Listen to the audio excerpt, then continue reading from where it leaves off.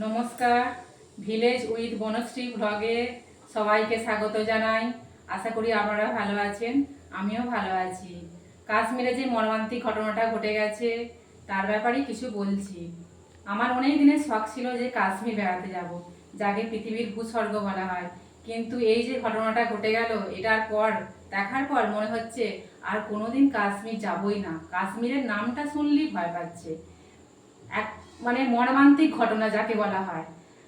7 দিন বিয়ে হয়েছে, কাশ্মীর বেড়াতে গেছে, তাদের জীবনে চলে এলো এক মর্মান্তিক দিন।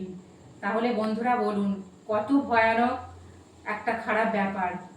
মানুষ বেড়াতে যায় একটু আনন্দের জন্যে, কিন্তু সেখানে তাদের মৃতদেহ এলো। এখানকার মানুষের তো ক্ষতি হলোই যারা বেড়াতে গেছে, তাছাড়া পর্যটকদের উপর নির্ভর করে যাদের সংসার চলে, তাদের অবস্থাটাও খারাপ।